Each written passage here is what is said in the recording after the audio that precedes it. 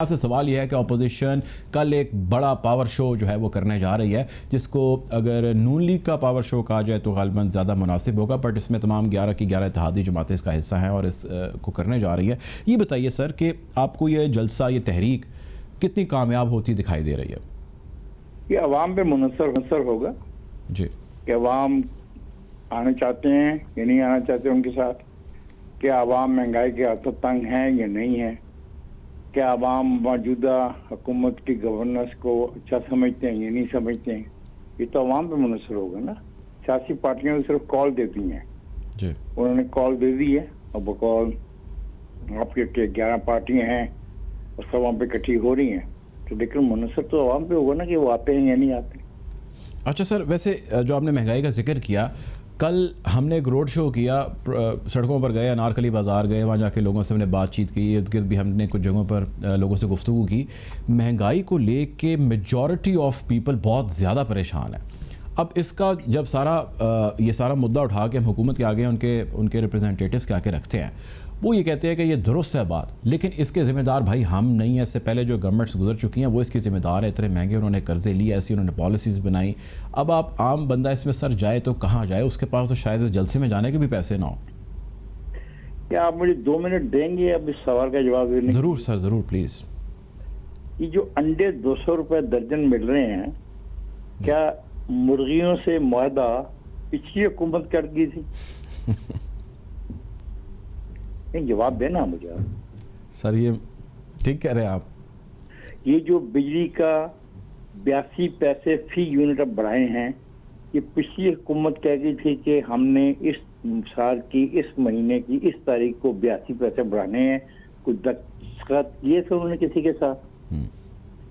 क्या पिछली हुकूमत ने कहा था कि मई में 1200-1400 रुपए मन गंदम जो काश्तकार से दी जाए, आपने उसको जुलाई में 2000 और 2200 रुपए में बेचने? ये पिछली हुकूमत कह गई थी, इनको हुक्म देगी थी।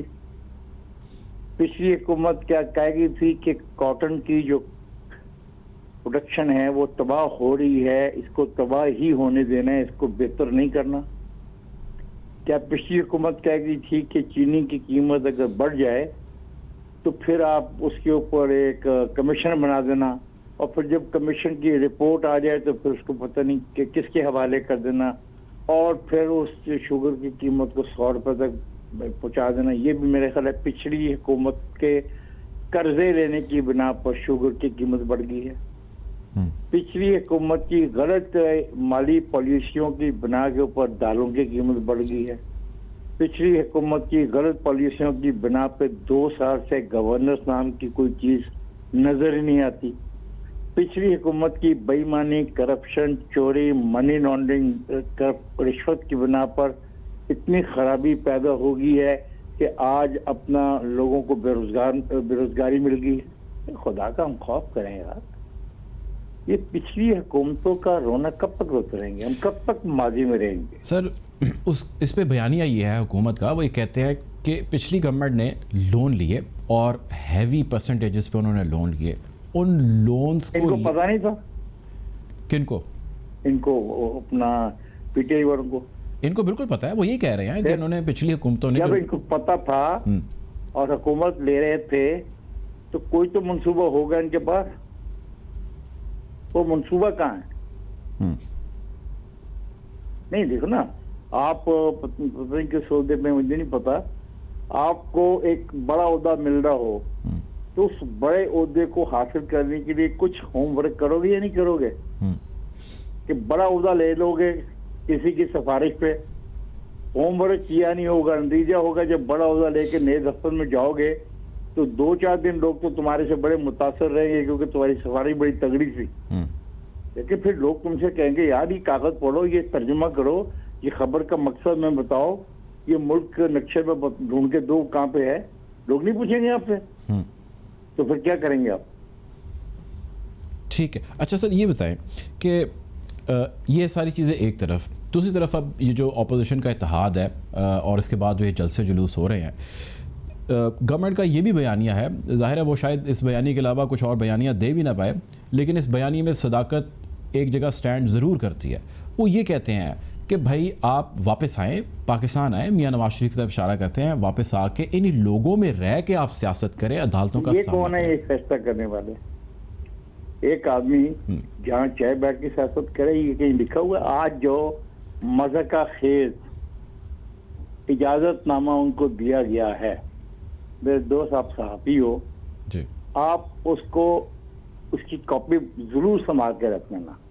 हम्म, जिंदगी में आपने आगे और जाना है और सहाफत करनी है। सर ऐसा मज़का खेज शराइतनामा मैंने नहीं देखा। मेरी उम्र कोई 65 साल है हम्म, और मैंने इस मुल्क के अंदर सियासत के अंदर उतार और चढ़ाव के बहुत करीब से देखा है।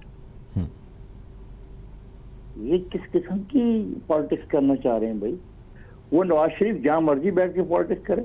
आप कोशिश कर रहे हैं ना उसको बैरून मुल्क से लाने की। आप कह रहे हैं हम कल शाम कल सुबह तक ले आएंगे, ले आए। कानून अगर इजाजत देता है और आपके बैनुल अक़वामी जो मुआहदे हैं वो इजाजत देते हैं, आप ले आए। नहीं सर, कोई ऐसा कौन रोक कानून रहा है? नहीं, कोई ऐसा मुआहदा नहीं, कोई ऐसा कानून नहीं है बेटे गवर्नमेंट। ये मुझे तो नहीं पता, मैं तो एक आम आदमी सड़क पे चलने वाला, मुझे क्या पता कि मैं पेंडू हूँ, मैं एक अनपढ़ जाहिल आदमी, मुझे क्या पता है? मुझे तो इन्हीं की जो खबरें मैं पढ़ता, मैं उन्हीं से मुझे नजर आता कि हम उसको खींच के लाएंगे, उसको पकड़ के लाएंगे उसके ये तो कहते थे रोजाना पता नहीं कितने अरब रुपए का फ्रॉड होता है। ये कहते थे या नहीं कहते थे? जी कहते थे, बिल्कुल तो कहते थे। 2 साल के अंदर 365 को 2 से ज़रब दे के मुझे बताओ कितने दिन हो गए हैं। और वो जो रोजाना इतने अरब का फ्रॉड होता था, कफला होता था, रिश्वत खाई जाती थी, वो बच गई तो कहाँ गई वो? ठीक है। अच्छा सर ये बताएं कि अब जो स्टाइल है, स्टाइल ऑफ पॉलिटिक्स कह लीजिए, या अब जो एग्रेसिव पॉलिटिक्स का स्टाइल कह लीजिए, ये नैरेटिव ठीक है जो इदारों के खिलाफ है? ये नैरेटिव ठीक है जो इतना सख्त है? अदारे जो भी हैं आइन के ताबे रह के काम करें। आइन में जो लिखा हुआ है प्राइम मिनिस्टर के लिए, प्रेसिडेंट के लिए, जजेस के लिए, फौज के लिए, एडवोकेट जनरल उसके लिए, ऑडिटर जनरल के लिए, बिल्कुल उसके मुताबिक जो कुछ आइन में लिखा है उसके मुताबिक काम करें। और अगर नहीं करना चाहते तो फिर उस आइन में तरामीम कर लें। जब तक ये 73 का आइन है, 18वीं तरमीम के साथ और जब गालिबन 21वीं तक पहुंच गया है, इसमें जो पावर जिस किसी के पास है उसको वही पावर वैसे ही इस्तेमाल करनी है। जो इख्तियार एसी का है वो एसी ही इस्तेमाल करेगा, जो कमिश्नर का है वो कमिश्नर ही इस्तेमाल करेगा। अगर एसी ने कमिश्नर के इख्तियार इस्तेमाल करने शुरू कर दिए रूल्स ऑफ बिजनेस के खिलाफ जाके, तो फिर खराबी जन्म देती है। तो अदारों पर सवाल उठते हैं। अदारे बिल्कुल, और सारे अदारे ऐसा नहीं होते और पूरा अदारा ऐसा नहीं होता। तो जो सवाल उठे हैं उसका उनको जवाब देना चाहिए। और अगर वो तरमीम चाहते हैं तो आइन मौजूद है और एक ऐसी गवर्नमेंट उनके साथ है मौजूद, जो उनके साथ है मौजूद कि भी हम आपके साथ हैं, तो मिलकर आइन में तरमीम कर दें। लेकिन जब तक ये आइन है, देखिए काफी मजाक हो चुका 70 साल में इस मुल्क के साथ। फौज आई, पार्लियामेंट आए, जमहूरियत आए, जमहूरियत नहीं भी आई, 2-2 साल के लिए जमहूरियत आई। एक दिन एक चीफ ऑफ आर्मी साहब ने कहा कि प्रेसिडेंट साहब भी घर जाए, प्राइम मिनिस्टर भी घर जाए, सब कुछ देख लिया हमने। ये भी आगे जमहूरियत के जिसको हाइब्रिड जमहूरियत कहते हैं, ये सब नाकाम हो गया है। जितनी जल्दी आप अख्तियार एक तो नीचे चला जाए लोकल बॉडीज के साथ, पावरफुल लोकल बॉडीज हो जाए, और दूसरा कि पार्लियामानी जमहूरियत के मुताबिक अदारे जो हैं वो अपने अपने फ़राइज़ को सरअंजाम दें। आप यकीन करें आप जैसे लोग जो नौजवान हैं भी उनकी जिंदगियां बदल जाएंगी। अगर नहीं होगा तो फिर यही हो रहा है जो 70 साल में हो रहा है, ये होता रहेगा बस। तो सर ये बताएं, आप हमारे सीनियर हैं, आपने एक लंबा अरसा ये सारे इश्यूज़ को कवर किया, देखा, आपने उसका जिक्र किया।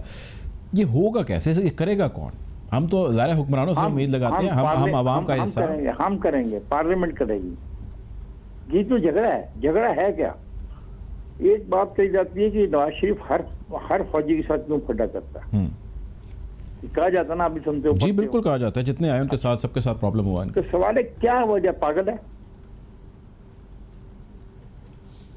क्या वजह है इसे? मतलब जब ये प्राइम मिनिस्टर भी होता है और फिर निकाल दिया जाता है, क्या उसको निकलने का शौक है? मैं तुम्हें एक ओहदा दे दूं और उस ओहदे से निकलने का तुम्हें शौक हो, तो मुझे नहीं पता सर। जब आप प्राइम मिनिस्टर बन जाते हो उस ओहदे से निकलने का तुम्हें शौक है? बात ये है कि कुछ ना कुछ खराबी कहीं है, प्राइम मिनिस्टर के रवैये में भी होगी और प्राइम मिनिस्टर के साथ जिनका इख्तलाफ होता है उनके रवैये में भी होगी। इन दोनों के रवैयों को तब्दील करने के लिए, उनको चेक जिसको हम कहते हैं, करने के लिए पार्लियामेंट है। पार्लियामेंट को चलाएं। मैं इस 2 साल हो गए, यकीन करो, मैंने पार्लियामेंट को चलते नहीं देखा। झगड़ा होते देखा है, नारे होते देखे हैं, तू मैंने देखी है, चोर चोर देखी है। मैंने पार्लियामेंट को चलते नहीं देखा। मैंने पार्लियामेंट में ऐसी कोई कानून साजी होते नहीं देखी या कोई ऐसी डिबेट। मसलन मैं कहता हूँ कि जनाब महंगाई बहुत बढ़ गई है, जैसे मैं कह रहा हूँ, ठीक है, तो कोई पूछे इफ्तिखार साहब अगर आप महंगाई की बात कर रहे हैं, महंगाई बढ़ गई, तो महंगाई का कब कैसे डालना है?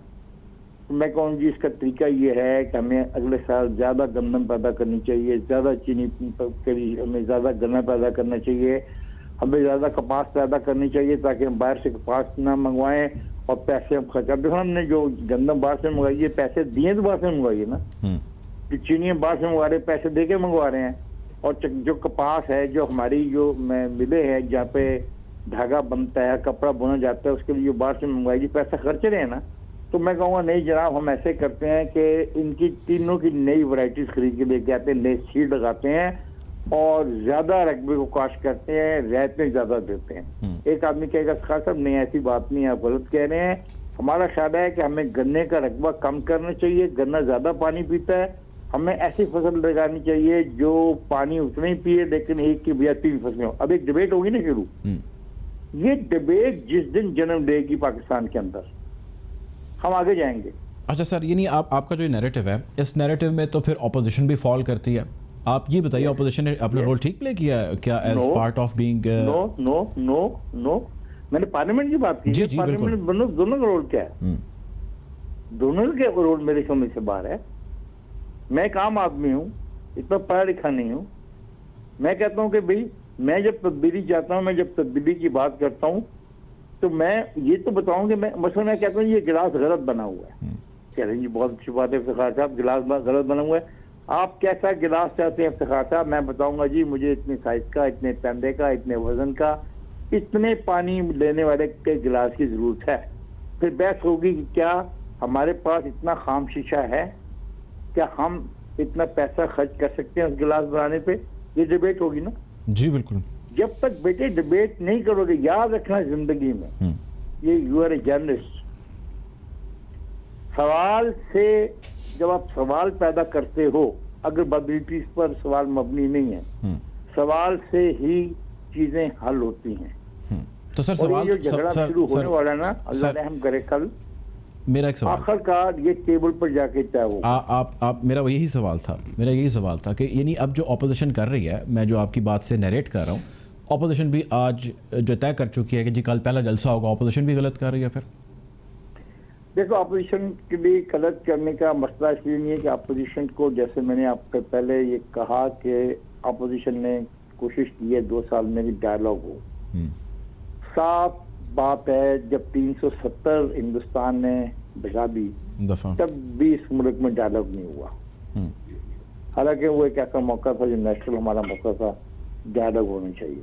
हमारे प्राइम मिनिस्टर कहते हैं कि मैं इनसे बात भी नहीं करूंगा, ये सारे चोर हैं। अब देखो ना यार, सारी पार्लियामेंट के हर रुकन को चोर कहना भी मुनासिब नहीं है, ठीक है। पंजाब में 162 के करीब हैं। अब ये सारे के सारे तो चोर नहीं है। सेनेट में सारे के सारे तो चोर नहीं है। उनको भी अपने रवैये में तब्दीली करनी होगी और इनको भी। याद रखो, मुजीबुर रहमान को अगरतला साजिश केस में कैद किया हुआ था, हंगामे हुए, जुलूस निकले, जलसे हुए यूब खान के खिलाफ, ऑल पार्टी कॉन्फ्रेंस बुलानी थी। उसी मुजीबुर रहमान को, जिसको आपने कहा गद्दार है, ये है वो है, उसको अगरतला साजिश केस में मुलव्वस होने के बावजूद लाया गया और पहले उसने शर्त लगा दी कि मैं जमानत पे नहीं आऊंगा, मुझे रिहा करो। और ये रिहाई का मुतालबा मौलाना मौदूदी साहब मौलाना शुदा खान वगैरह ने किया जो उसका उस इत्तेहाद में मौजूद थे। वो गया, उसको अयूब खान ने बुलाया वहाँ पे डायलॉग के लिए। जब भुट्टो शिमला जा रहा था हिंदुस्तान से बात करने के लिए, उसने डायलॉग के लिए अपोजिशन से बात की।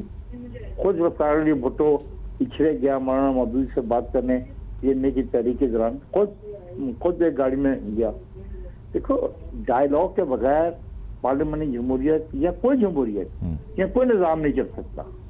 बिल्कुल ठीक। दुआ करो कल का दिन खैर खैरियत से गुजरे और सबकी अकल काम करे।